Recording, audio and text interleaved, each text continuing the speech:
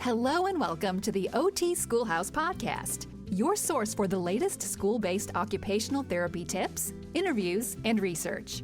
Now, to get the conversation started, here are your hosts, Jason and Abby. Class is officially in session. Hello, everybody, and welcome to episode number 14 of the OT Schoolhouse podcast. Today, we're going to be talking about how to write effective and quicker assessments. This is actually going to be a replay of our live Facebook webinar that we did 2 weeks ago. That was actually the first time that we had ever done a live webinar on Facebook, and Jason Gonzales and I hopped on there and answered some questions from others, as well as drop some knowledge on the ways that we try to make our assessments as reliable as possible, as ethical as possible, as well as speed it up a little bit, but make sure that we get all the information in there that the parents, the teachers, and maybe even the advocate or lawyers might want to see should it come to that. So be sure to stick around. We're going to get into that in just a minute. But first, I do want to say 2 weeks from now, the next podcast is going to be a very special interview, and doing that interview, actually, Abby's going to be returning, so she will be back around. I know some of you have been wondering where she's been. Well, she's back, and she's going to be conducting an interview with another occupational therapist on vision rehab, and so stick around for that. I've listened to a part of that recording already, and I can tell you right now, you will not want to miss that. It's going to be fantastic. So that will be released sometime in early October, so stick around for that. With that said, we're going to hop into today's interview with Jason Gonzales. And like I said, this was a replay from a live webinar that we did a few weeks back. And if you'd like to watch that entire webinar, be sure to click on over to the show notes at otschoolhouse.com/episode 14, and we'll have a link to the entire webinar if you want to see everything. This is going to be a slightly edited version of that, but it's still some great content. So stick around. Jason's going to go over a brief introduction of who he is and the experiences that he has been through to get to the point where he has created Double Time Docs, and then you will hear the rest of our webinar together. So go ahead and hit that subscribe button, put your phone in your pocket, and relax, and I will check back in with you in about 45 minutes. Here's Jason Gonzales. So like Jason said, I've been an occupational therapist for 16 years, and I moved from New York to Maui to San Diego to Oakland to Massachusetts, then back to Jersey. So I've worked pretty much all in schools in over like 12 different school districts. Started off in New York, and when I started, I never took any PEDS classes. It was the first job available, and I worked in Brooklyn. And they just kind of threw me in, and had no idea what I was doing. I didn't know really how to find a caseload or anything like that. The principal had no idea what I was doing, and I had to learn from the PT. So the PT pretty much taught me how to do an OT job, which is great. And then so I moved to Hawaii, where my contract job was, and they taught me how to do assessments, but nobody really taught me how to write an evaluation report. So I kind of had to piecemeal ones that I looked in, like through files and stuff like that, and find old reports. So and just kind of figure out how people wrote evaluations. We didn't have any mentors. I think companies are much better now with providing mentors to show you how to, write reports and do your job. Granted, I graduated in 2001, so things probably have changed in school also. They probably teach you better than they did for me. But here I am now, and started a company called Double Time Docs with my business partner, Scott Lizowitz. And we found a need. I've seen lots of reports. I've had lots of parents, a lot of teachers comment on other people's reports, including mine, and that's how I learned how to write better reports.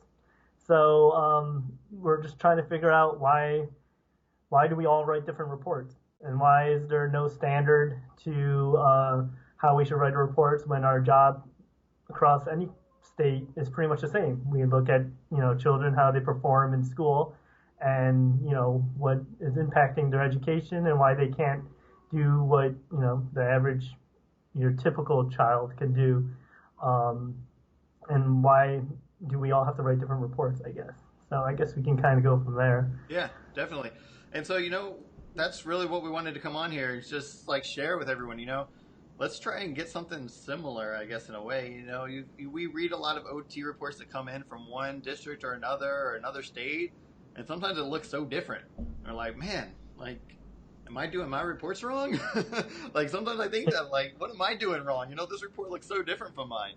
But going through Double Time Docs is nice because I've seen what you've put together, and more people are kind of taking on that type of template a little bit, and we're going to talk about that.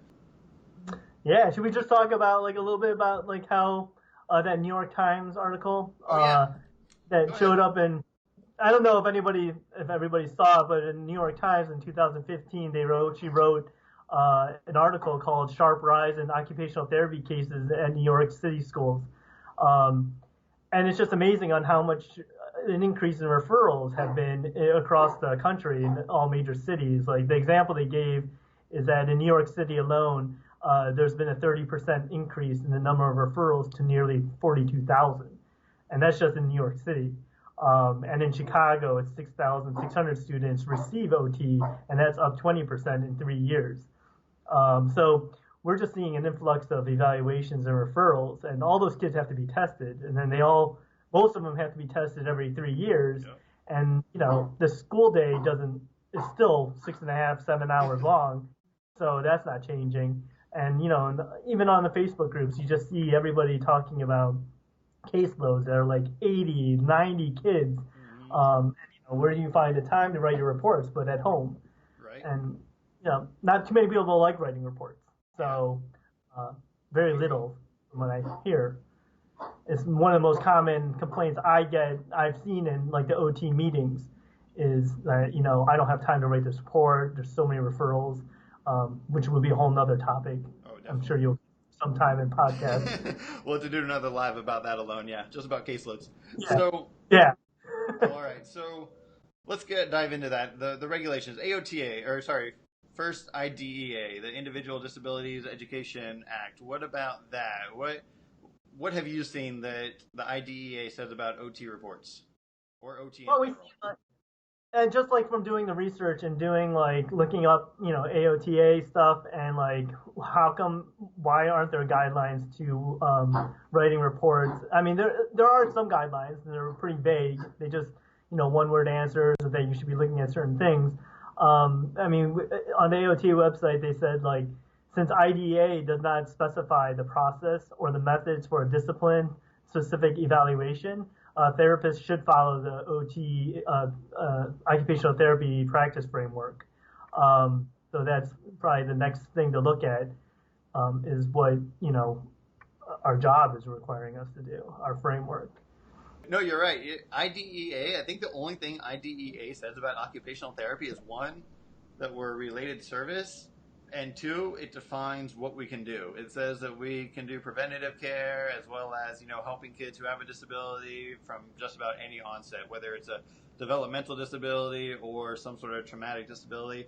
But it doesn't say anything about reports for OT specifically. It does say stuff about reports like eligibility for a student, but of course as OTs, we typically aren't saying a student is eligible for special education. That's oftentimes the psychologist, the speech therapist. So some of that stuff doesn't seem like it would really be part of what we would look at necessarily.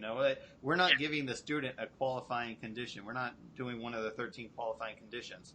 We're just saying that qualifying condition is affecting the student's ability to access their education, and this is how we can help.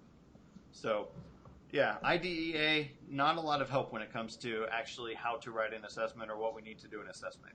So then, like you said, that we jump down to AOTA, which AOTA, you just said, kind of says, look at the practice guidelines. And so, they also they tell you that, every evaluation should include an OT profile, and that's and we can discuss that when we go through content. But it's they have some guidelines. They show you how to fill out an OT profile, but and then they reference the best practice book, and those do have examples of OT evaluations. But from all the reports I've seen and hundreds of therapists I've worked with, None of them look like that from the example. Okay. So it's just funny on how much they vary on like just structure and format.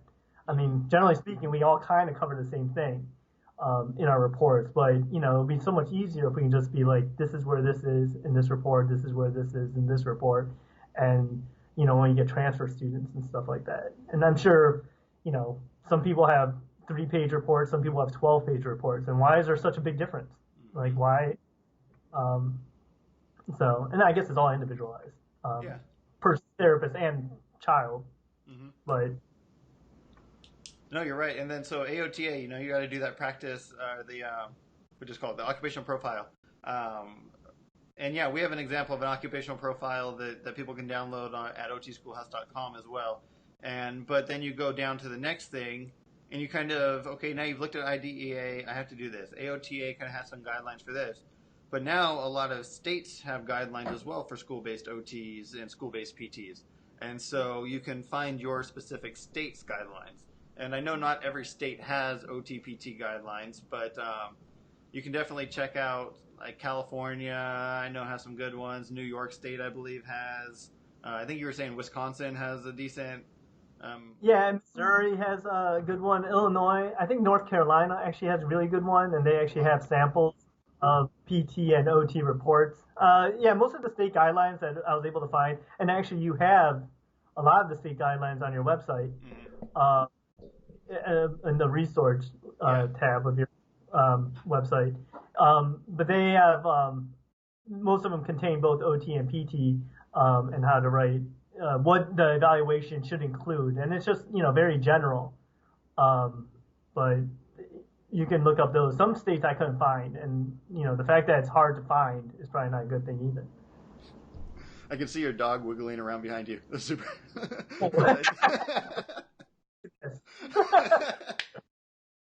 Oh man. So state guidelines, and then I also feel like I see your question, Shannon. I'm going to ask this question of Jason real quick first. Is district and school? You know, we do have guidelines, state guidelines, but then each, you know, you get down to your individual district and school level, and they want you to do certain things too on your reports. You know, they want you to have, I don't know. Most of it's just general wording that they want you to use. Like they want you to say something this way versus another way. Or sometimes when it comes to providing services, they kind of want to do it one way or the other way. So have you found, you know, in the different districts that you've worked in, they kind of want you to do it a different way? Yeah, some of them. A lot of them don't actually tell, like the school districts I've worked in, yeah, they don't really tell you much. You're just kind of free for all. And it's, the one thing I did notice in some of them is like whether or not you include age equivalencies on, like just like, yeah, I guess they're requirements, but I feel like just the fact that, you know, if I'm working with 5 therapists in a school district, we all write different reports. So there's not a consistency between therapists, and which makes it, you know, that when I did a Facebook poll last year, a lot of people did want consistency between their colleagues. It just makes it easier when you have kids going from, you know, elementary school to middle school, and you want to read a report, and you just want to, you know, you don't want to read 60 reports or whatever, but if you need information, you can just briefly look at it.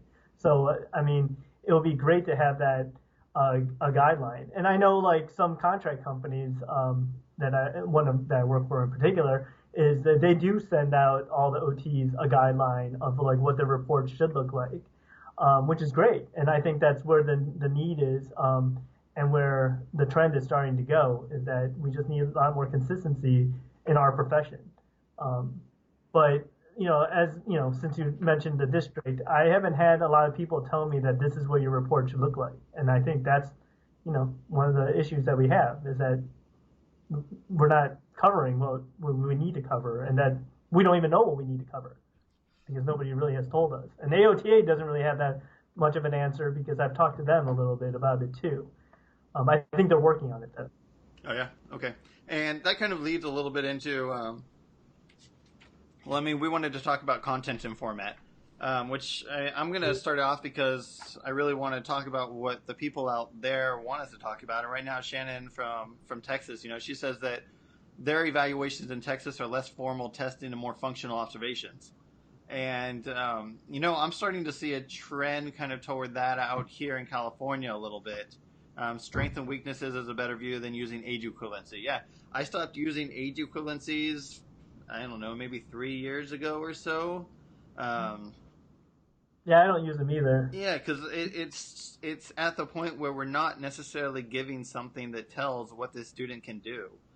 And I don't think if we tell a teacher they're functioning at a 3-year-old level, fine motor wise, that they're really going to change the way that they're teaching that student. And so it's more important about me giving the ideas that they can use to help that student more so than me telling them they're at a 3-year-old level. And so that's where I think that functionality really comes into play, because during my assessment, I can test out different things. I can test out different pencils. I can test out different types of scissors and stuff like that that are more functional. And then I can give those scissors or that pencil to the teacher. And now it doesn't matter that they're functioning at a third grade or 3-year-old level with their fine motor skills, but they can get some more, they're getting more function with the adapted tools. Yeah.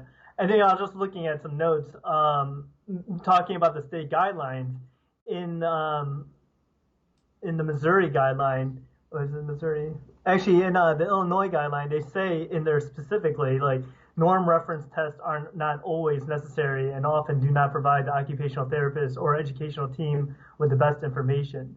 And it says these tests are best saved for diagnostic purposes. Oh, wow. If they should be used for specific purposes, and the information they provide should be verified with other methods.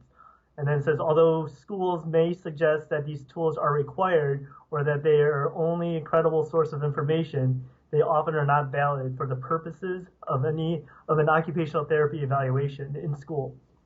So I thought that was kind of interesting.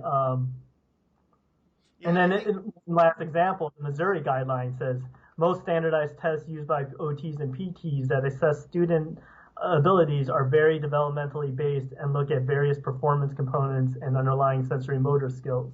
Often these standardized tests do not assess student performance within the academic setting, leaving school therapists with a difficult task of relating information to the student's goals on the IEP and how to support access to the general curriculum. And I think that is another, and following so many Facebook groups, that's another podcast you can have, is goal writing, because I've seen people have been talking about it just, as the school starts and they're reviewing IEPs and just seeing how terrible some of the goals are and how a lot of goals are based on, doing better on the assessment that they test on. But it's just, those are some of the things you can find on the guidelines if you find your own state guideline. Yeah. Hey, quick question to everyone out there. I'd love to hear your responses. And if the answer is 0, so be it, put 0. On average, how many standardized or criterion reference tests are you using with a student when you do an assessment? Are you using 0, 1, 2, 3, 5? How many are you using? I typically probably use about 2.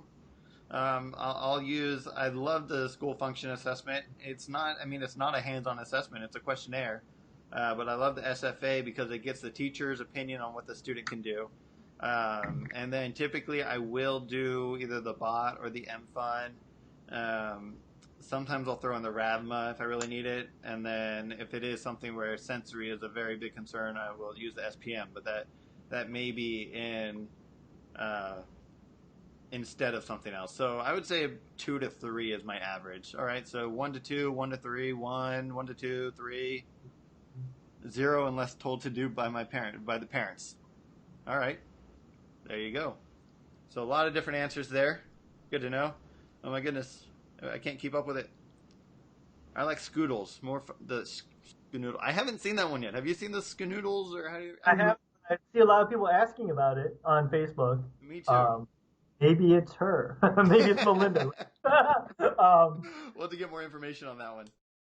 Yeah, and then that could be another podcast just on assessment. Oh, we got plenty of ideas. But so I guess, why, for people who do more than 2 or 3, is it just, are you doing the visual motor or a visual perceptual standardized test and the sensory profile and something else? I think so.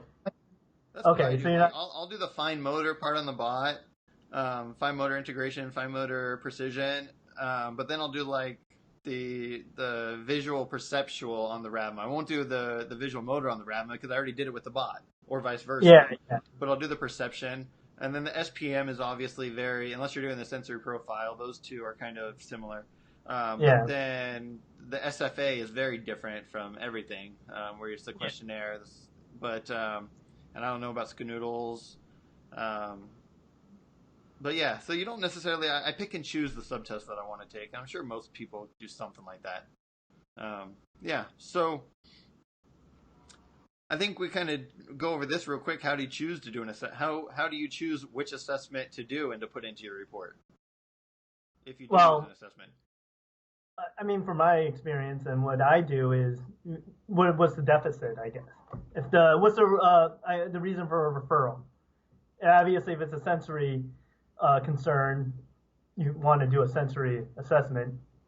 And sometimes I just I always do an informal observation, and I always do something like I pretty much follow the same sequence. And when we can talk about that with strategies on how to make the whole the process a little bit faster, is that regardless of age, I kind of do the same activity, and it's just something I actually learned in the Stone Institute of Psychiatry when I worked there. But I can see like. And I guess we're kind of jumping the gun though, but it's right. Activity and it just kind of overlooks like a whole bunch of areas in one activity. And if you in that example, an observation, if he's having a fine motor issue or anything like that, I'll choose to do like the DTVP, and then like just seeing how he reacts to his environment and stuff like that, and what the parent and teacher concerns are through consultation. I will do the sensory profile or whatever is relevant, but it's kind of just choosing an assessment to what the issue, based on the need. Yeah, and I think that's why it's super important to start like what you talked about earlier, going back to the occupational profile. A lot of people want to sit in their classroom, have the kids come to them, and they just want to like be isolated and they just want to do their testing in their room. And like I feel like as OTs we can't do that. We got to get out of our room. We got to go see the kid, potentially at recess, see them in the classroom, see them in the cafeteria. We need to call the parents and see what their concerns are.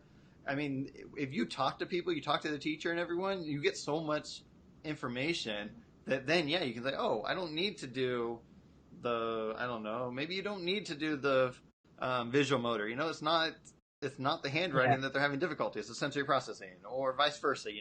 Just by doing that profile, you can weed out some of the assessments that you may have wanted to do in the beginning. So all right, Kristen, I don't know if she's on right now, but she had a comment earlier, and she wanted to know what the difference in reports are between different ages of kids. So do you alter your report, or maybe on Double Time Docs, does the report change based upon how old the student is? So on Double Time Docs, if anybody's not familiar with that, it's a software program that you pretty much just answer questions and it writes a report. Long story short. And what I found is that, when I look at a student, when I was developing the software or whatever, actually I didn't develop it, Scott, you did, and I won't take credit for that. But when I was thinking of the questions, is that, every kid I test, regardless of what age, preschool to high school, which I've worked in every single age group, I look at the same thing. And it comes back to that activity that we can discuss later, is that, you looked at handedness. It's like the easiest thing. Mm-hmm. Are they right-handed, left-handed, or undetermined? So regardless of age, but it's all developmental. Like on the DTD software, you answer questions that are developmentally appropriate. Obviously, you're not going to answer the question that's for written expression when it's a 2.5-year-old or a 3-year-old, because it's not applicable at that age. Mm-hmm. So my template or the program can be used from 2.5 to 22 because it covers the snipping and cutting all the way to vocational skills. Yeah. So I only use one template, and because we look at the same areas, and I guess that's what when we look at content. You're looking at ADLs, you're looking at, motor development, and you're looking at, fine motor skills or whatever, like all that stuff, regardless of age, you're still looking at. And it's just that, just looking at different things developmentally. Yeah. And honestly, so this is the first time I've been in a high school in 5 years. So I'm getting back to used to being in a high school. And, I'm using the template that the district has, and I use that template right now. And some of the stuff I almost feel embarrassed going into a high school IEP and saying, your kid can use a scissors, she can imitate a straight line. And you're like, no. My kid is 14 years old, of course they can imitate a straight line. But, I think that is still important just to have in there, because our report, yes, it is for the parent, but it's also for the IEP, for the OT or the psychologist that we're sending that student to when they transfer to another district. And they haven't even met that student yet. They still need to know, kind of, based upon your report, what that student, what to expect when they go in and see that student. So I get it. I get leaving all that stuff in, and it's important. And then you can just go above and beyond, like you said, into the vocational stuff. Yeah, and in the example, like if you're talking about like pre-writing strokes on the software, it goes from like developmentally, it goes from like drawing, straight line, diagonal line, to going to more like simple shapes to more complex shapes. And if I'm testing a preschool kid, I will just answer those pre-writing strokes, or not preschool kid. Well, I guess technically now, but it's those pre-writing strokes, and like, can he copy, or draw a straight line? But then if I'm testing, an older kid, a high school kid, it's just more, I don't answer those questions, because if he can do an irregular shape or a simple shape, he obviously can do a straight line and a diagonal line. Mm-hmm. So I just you have that option on the program to just click, square, circle, or irregular shape. Yeah. And then to me, it's a given that yes, he can draw a horizontal and a vertical line. Yes. Of course. Shannon's comment actually reminds me of something interesting. Back to the reports and how it relates to that. Is that I went to the AOTA School Youth Conference last year in Florida, and Dr. Lamb at the time, I don't know if she's still president or whatever, I don't really follow that. Transition. Yeah. Oh, okay. Well, she had a really good speech, and she was talking about, how in schools that we should be covering. She wants us to, obviously empower our profession and, grow it and all this stuff, and that she wants school-based OTs to start looking into these 7 different areas. And it was like bullying, anxiety or mental health, transitions, teen driving, like adaptive sports and stuff like that. And there's like transitions. I don't know if I named that already, but I think there's one more. And after that, I went up to her and I was like, great speech or whatever, very motivating. And I told her, I was like, I have the best idea for how you can get everybody to cover those areas quickly. It's like, you just tell us, this is what you need to put in your reports. You just have to mention it. If you want to mention bullying or anything, any of those like small categories that you want us to cover, and you make us put in a report, you give us guidelines and say, you should include transitions, you should include, what they do in the cafeteria. If they're being bullied, then we all have to write about that. Yeah. And even if we just mention like Tommy is not being bullied or is a bully or is being bullied, everybody who reads those reports, the principal, the teacher, the parent, they will be like, oh, OTs can do that. They look at that. I agree. And you just empowered us. Now we look at it so much more. And then you have that 5% of our population of OTs that are like, I have an idea about that. I'm going to make this product. I'm going to make a better system for this. I agree. Like social thinking and all that stuff. Like, I brought up social thinking at a school the other day, and the speech therapist got so frustrated that I was covering social stuff. And I was like, social is such a great program. I mean, that's my opinion. Yeah. And, but it's like we're stepping on other people's toes, but it's also empowering us. And I thought that was the best way. If AOTA just tells everybody, this is what you should include in a report, then we all have to kind of look at it. Mm-hmm. And you just empowered us even more and give us a standardized guideline. That's fine with me. Yeah. It's just the information that we're giving. All right, on your next ballot, everyone needs to write in Jason Gonzales for AOTA president. I hate politics. All right. No, but you're right. I think, AOTA's got a lot on their plate. But yeah, I agree with you. That we need to if no one says anything, then it's not going to change. So we got to kind of figure out, and that's honestly part of the reason that we kind of OT Schoolhouse. We wanted to help therapists out there. We understand that a lot of school-based OTs were often alone at our site by ourselves, and we don't see the other OTs like a rehab therapist would see the OTs in the hallways and stuff. And so that's why we kind of created the OT Schoolhouse. So I'm hoping you guys are enjoying the content, and we're gonna keep it going. The one thing I just wanted to mention that I found in those guidelines is, and this is a question I always come up with other OTs, is like what you should include. Like, so Louisiana and Illinois said that there should be no reference to levels of frequency or duration of services should be cited in the evaluation report.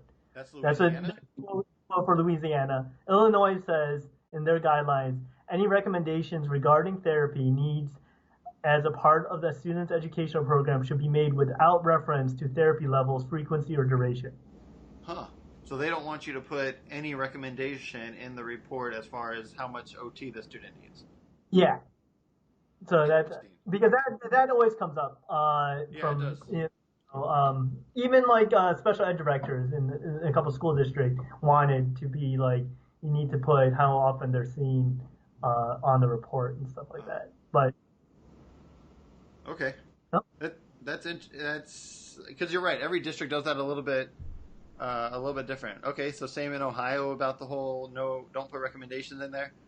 What? No recommendations? Scary, says Shannon. I know Shannon's in Texas. She's been going crazy and she's been doing well on here. Frozen stream. Oh, I'm sorry, Alicia. I hope it unfreezes for you here in a second.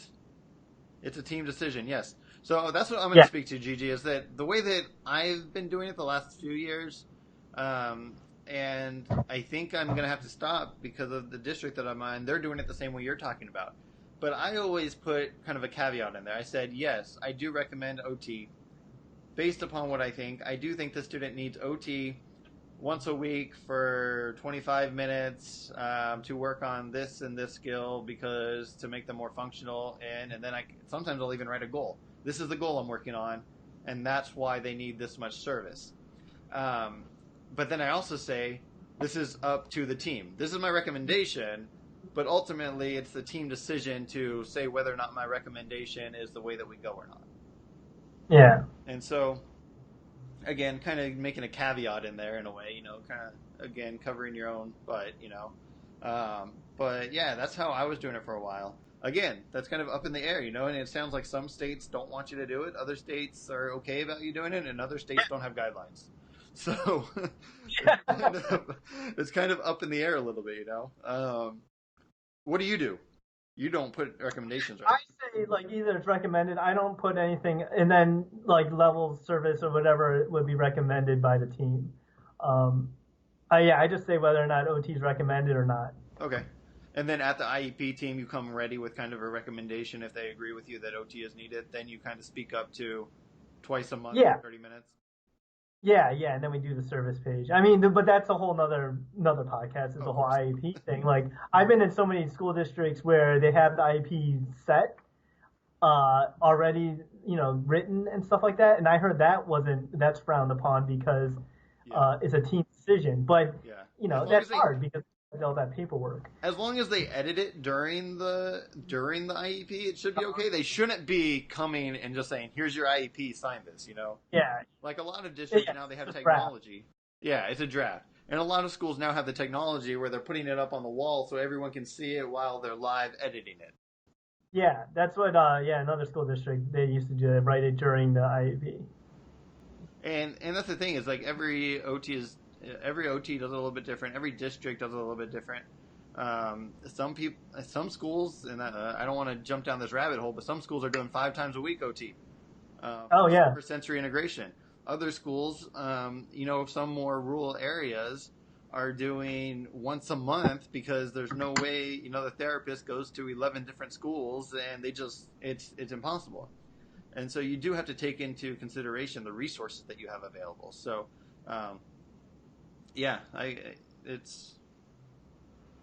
it's different. Everywhere you go, it's different. And 16 times per 90. Oh my goodness. We used to do like 180 minutes per year. And that was like every other month, 30 minutes. But it could do that, if you miss a week, you can make it up and you're not like, or you can front load and stuff like that. But yeah, everything's so different. It's Yeah. At my district, we're doing 30 sessions a year for weekly, or 15 sessions for twice a month per year for 30 minutes, and then it calculates however total minutes that would be. So it's like 15 times 30 minutes per year equaling, what is that, 450 minutes per year. yeah. So yeah, that's what PACE does for us. Good job. Yep, Tina made an interesting comment preschool. about being short-staffed. And I know a lot of people have made that comment, but like I can't see him because there's no room in my schedule. Yes. That's very frowned upon. Don't do that. No, you cannot say that. If you can justify because you and your teachers have a great collaborative approach, and that you know that if you put something into place, then your teachers will carry that over, and if that can work in the team that you're working with, then it's not unfair to say, if the student's going to meet their goals by doing that collaborative approach, then by all means go for it. You're leaving the kid in the most restrictive or in the least restrictive environment. They're getting the least amount of OT they need to be successful in the classroom. So I'm all okay with that. But you're right. Do not go in there telling a parent, sorry, we're only going to see your kid twice this year because we only have one OT at 20 schools. Yeah, no, don't go doing that. A district can't go in there saying, sorry, we don't want to hire another OT. Like you can't. IDEA you get sued quicker than, I don't know, anyone. But all right. So we talked a little bit and we kind of got off sidetracked. We were talking about how long it takes to write a report. A lot of people were saying, I saw someone say 30 to 60 minutes, which is unbelievable. For me, I guess on a good day, I can get mine done in 60 minutes. What's that? I said it takes me like 10 minutes to do the demographics. Right? So. Exactly. So that's quick. But I saw most people were kind of in the 1 to 3 hours, it looked like. And so I think that kind of, and of course, that's already after observing the student for a half hour, pulling the student out to work with them for an hour, if not more. Scoring the assessments if you're doing assessments, which takes a half hour depending on how many assessments you got. And so I mean, you're right there. You're already looking at 3 hours, and then you have another 1 to 3 hours on top of that. You're looking at basically it takes one full workday, of course spread out, but about one full workday almost to complete an assessment when it's all said and done sometimes, and that's a long time. Especially if you have 50 kids. Yeah. Or whatever. I mean, on average, and I think when I did the polls, it was like about 2 to 2.5 hours it takes an average OT, and that's not even based on experience. A lot of people, even who had 20 years more, they still take 4 hours of writing evaluation. So it's just on average, regardless of experience, it takes us about 2.5 hours to write a report. So those people who can write it under an hour, that's great.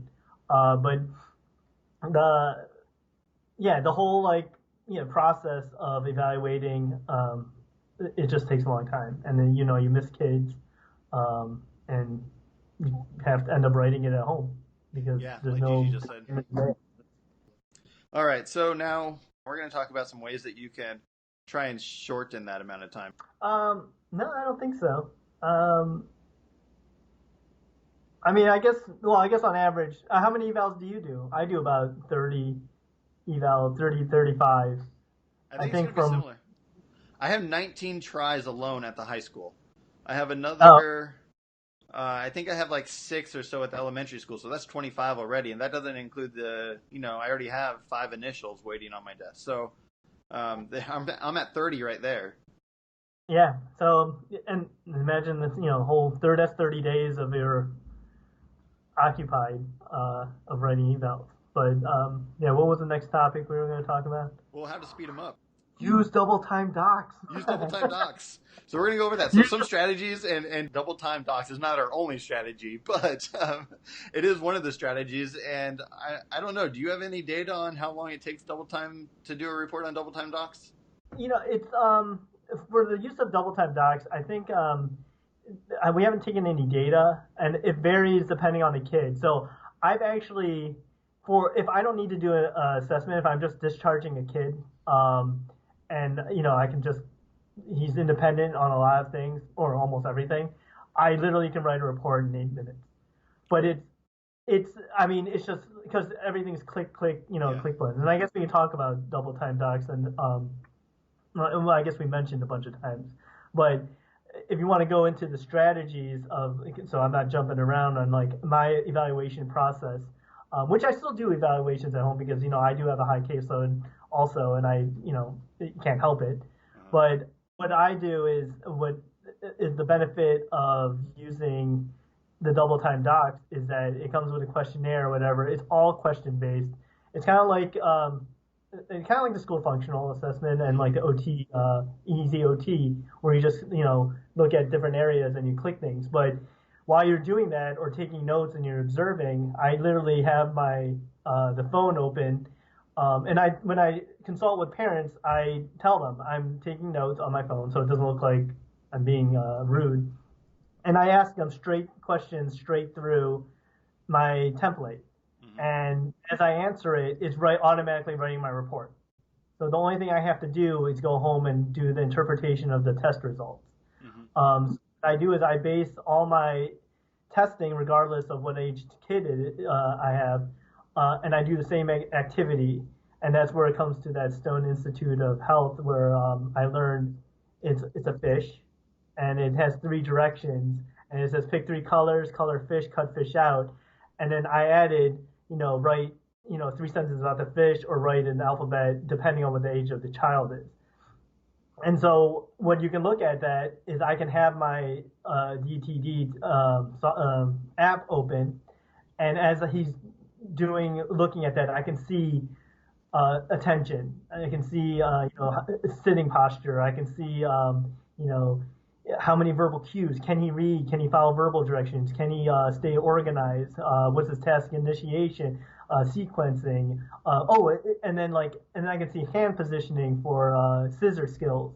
I can see, can he color within the lines? I can see, can he write the alphabet? Can he write a sentence?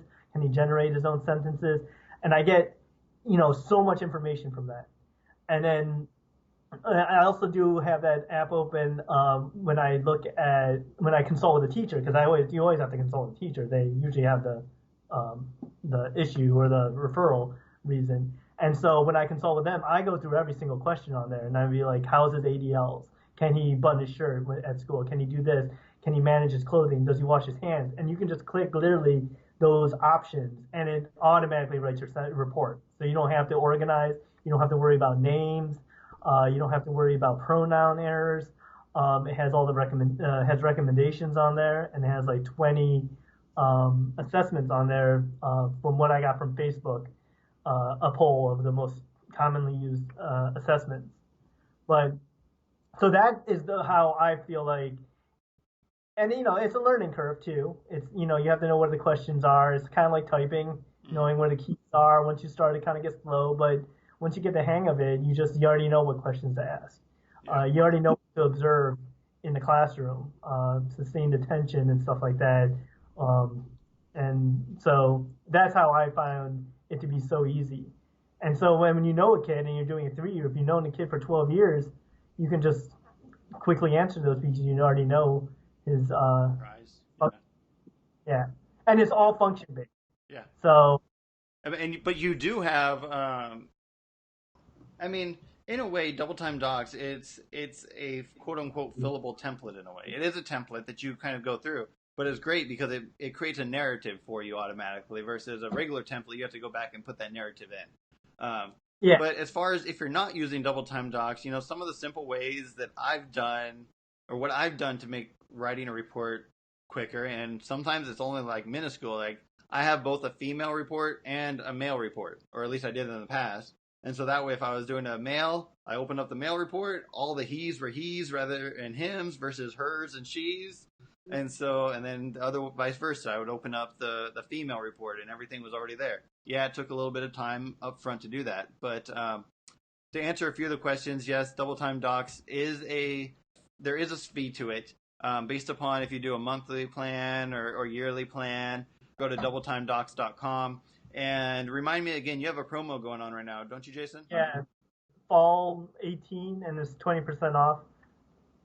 So, 20% off. So you can check that out on our website also. Cool. Also, to speed up your evaluation, just having some sort of template. Definitely have a template. It's easier, it's quicker to delete stuff than it is to add stuff, obviously. So, have the template in there for every single standardized assessment that you're going to have, and then just quickly delete the ones that you're not going to use. Again, what's cool about double time docs, and I've gone through the trial and I've used it a little bit, is that it only puts on to your assessment the stuff that you fill out. And so you don't have to go through and delete stuff because it never got added. You put in your bot scores on the template that's already really there for you, and then that's what shows up, and the other stuff doesn't. Is that right, Jason? Yeah. Yeah, and, if you don't answer questions, they don't show up either. So it's not like a blank spot. Like, we have vocational skills, and if, driving car, or doing laundry and all that stuff, obviously, like, if you have a, 5-year-old, you don't need to answer that. You don't have to say they don't. If you don't answer, it doesn't show up at all. So if you only answer one question, you're going to have, like, 1 or 2 sentences on your report. So you don't have weird blank spots or anything like that. And there's comment boxes everywhere. So you can always add comments because, obviously kids don't always act the same or do things the same way. But we have most of you can pretty much write a fully functional report without adding any comments. That's cool. Just by clicking buttons. And I know somebody wrote Easy OT on there.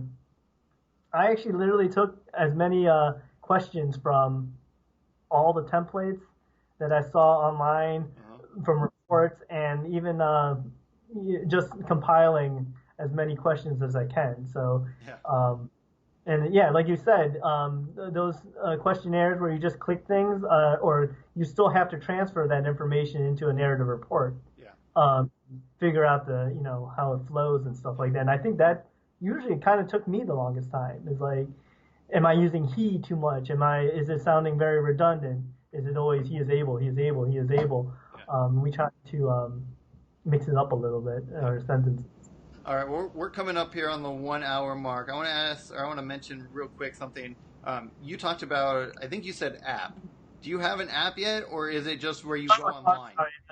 It's all online. But you can go online on your phone, right, and check the boxes? Yeah, or on your iPad. It saves every 30 seconds, I think. And, obviously you have to have Wi-Fi, because if you don't, and then it probably won't save, and then you'll just lose all that information. But, yeah, and pretty much every school I've worked in has Wi-Fi. So... Yeah. And not every place I have has phone reception, but, it has printable questions, and it also has like a printable teacher questionnaire and parent. And if I don't have time to consult with them, I just email them that, and they fill it out and send it back. There you go. Covers pretty much whatever. It's generalized. It's just like ADLs, make comments, what he's independent on. It's just a blank box. And they can just say, like, what he can do, or if he's independent, or he has trouble tying his shoe or something. But it's just like what their perceptions are. Yeah. And so Christina says she used the 7-day trial, and I did too. And I do agree with her. It does take, the first time you go through it, just like anything that's new, it's going to take you a minute to get through your first eval or two. But I think once you start learning where stuff is really quickly, it's like learning a new IEP system. Everywhere you go, the IEP is still the same. It's just a different system. But with double time docs, you can quickly figure out, okay, boom, you just go down. I know I took my iPad into a classroom and was just boom, boom, boom, clicking the stuff as I saw the kid mark them off the checklist. And so I do think, it can get quick. It does take a little while that first time, because just like any new program, you got to learn the program, but I can see how it can be super quick. Well, especially if you take 4 hours to write an eval. Yeah. It still takes me 30, 40 minutes to write some evals. I mean, just the ones the kid, it can be really fast, but it's not, the benefit isn't only that it can possibly save you lots of time. And I understand that some people write their evals in an hour. I don't think I can cut that back. Yeah. But it's just the structure of it, and that's where we got a lot of the feedback. I got a lot of feedback saying, like, hey, it didn't save me as much time, but, I don't forget to look at things. I know I have everything there. Like I don't be like, oh, I forgot to ask about whether or not he can, tie a shoe or what he does at recess or something like those questions where you're like, oh, I forgot who said that. It's just right there. Like I used to, sometimes I eval 3 kids in a day, and I'm like, oh man, did Charlie say he liked being this, or was it, Robert or something? So it's just more that organization and that convenience and the structure. And the benefit, one of the reasons we developed it was having that consistency in the school district, or if I work for a contract company, having a bunch of us being able to write similar reports. So those, we represent the company we work for or the district we work for. So you want to give something that has, good quality. And, new grads, I was a new grad, and I was new to the setting. I didn't know what I was doing. And to me, that is one of the most beneficial parts of it too. Is like, you have so much to worry about when you start out in a new school or in a new job. This is one less thing you need to worry about. I had no idea if I was put in a school right now, when I graduate, I would have no idea what I was supposed to look for. No. And if I looked at old evals, it would be very, the deficit based, like not function, because when I'm looking at evals 3 years ago, it's all like, they're like very medically sounding, not parent friendly as they should be. But our program really makes it parent friendly. It's very function based. It's what they can do in the class, what they can do independently, and then you have comments. You can write whatever you want. I want to ask you this one real quick. Brenda brought up an important one that I hadn't thought about, is confidentiality. How is your website confidential?